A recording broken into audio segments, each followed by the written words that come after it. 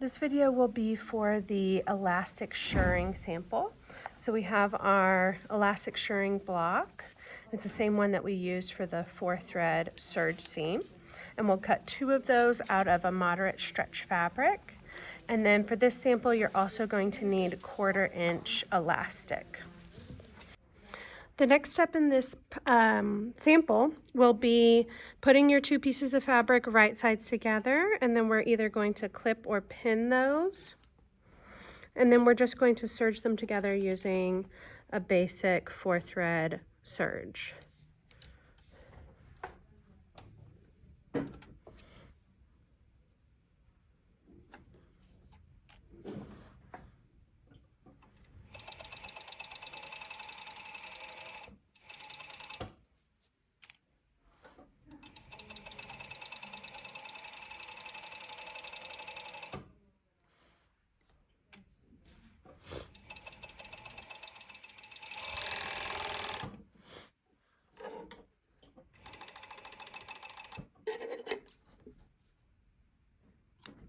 Now we're going to take this over to our domestic sewing machine and we're going to stitch on the elastic. Okay, before stitching on our elastic, we need to determine how long that elastic is going to be. So for this seam, for this sample, we're going to do a 2-to-1 gather ratio. So this is shirring, which is basically just gathering with elastic.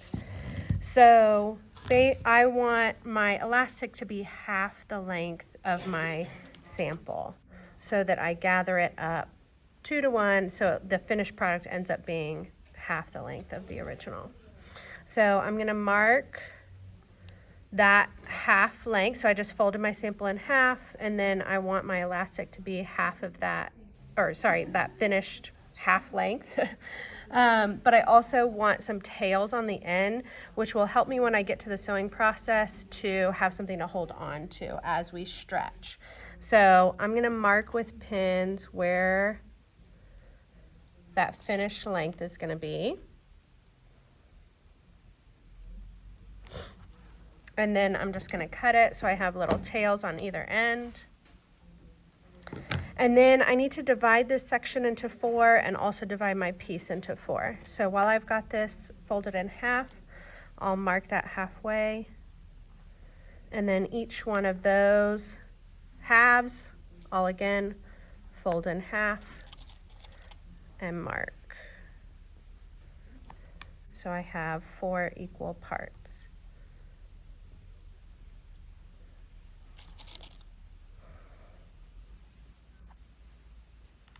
Okay, and then same thing to my little elastic piece. I'm going to fold this in half and mark.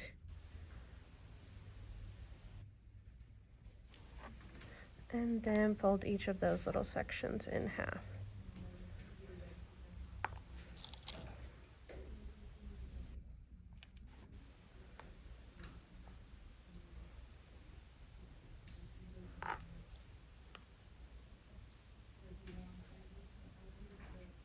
So now I've got that divided into 4 equal parts. And now we can start pinning these 2 to each other. So we've got our serge seam. This elastic is just going to go right on top of that serge seam, so it should fully cover up your serging on one side of your sample. And we are going to stretch this as we stitch, and then when the elastic contracts after it's been stitched on, it will gather up that fabric. So I'm just going to start on one end, match up my little pins that I used for marking. So this one goes to the very end, and then I'm going to match up the next section.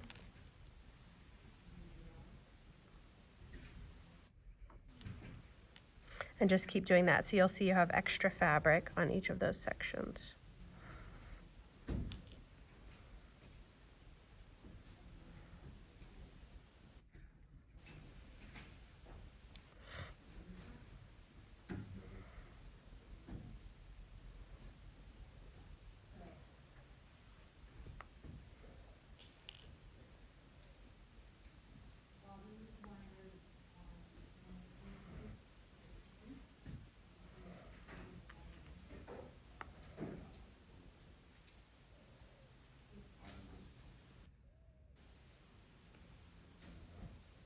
so this is what it's looking like pinned right now.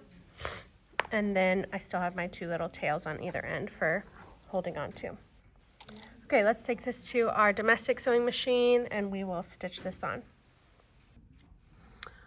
I'm at my domestic machine and I've got this set up with my walking foot, a single needle, and then just all-purpose thread for the top and bottom.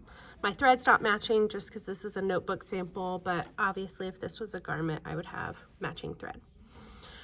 The stitch that we're going to be using for this is on this Bernina is a number 2, but it's a basic zigzag stitch. So whichever setting that is on your machine, I'm going to switch to a zigzag. I'm going to leave it at the standard width, which right now is set to a 3. And then I'm going to push the length up. Mine is currently at a 1.5. I'm going to push it up to a 2.5 or maybe even a 3, depending on your fabric. Okay, so now I'm going to put this under my foot right at the very end. I can put my foot down and start with a back stitch to get that held down to my fabric, so I can take this pin out without worrying about my elastic moving on me. Okay, and now this is where we start stretching. So these domestic machines are not quite strong enough to hold for the foot to hold your fabric in place as you pull and stretch. So that's why we have this little tail on the back side, so we can hold on to this one so that as I pull here in the front, I don't accidentally pull it out of my machine. So I'm going to hold on to both of those and pull so that I'm just flattening out my elastic, so I'm stretching my elastic so it flattens out to the fabric. And then I'm just going to zigzag stitch right down the center of that elastic, and again it should just be covering up my serge, and just do one section at a time. So when I get to my pin, I'll take it out, grab that next pin and pull, and just hold it nice and flat to the fabric.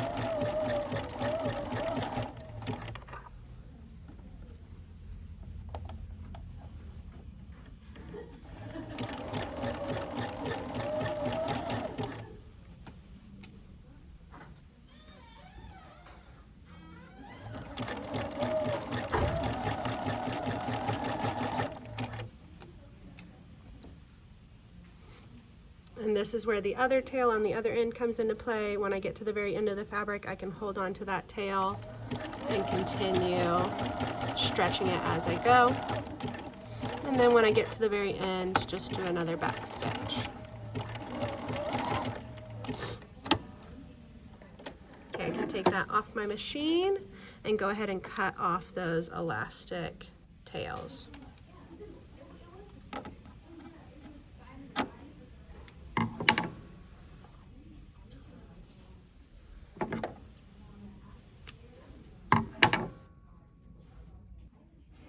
Okay, so my finished sample, on one side I should have that zigzag going right through my serge, and on the other side that zigzag goes right down the center of my elastic. Clean it up and cut off any thread tails or elastic tails that you might have. And then this is what it would look like on the inside of your garment. When you open it up, you should have that shirred or gathered seam. So this is most common on waistlines of, knit dresses or knit tops, maybe a side seam where you want it to get bunched up and have kind of a texture or a drape to it as well.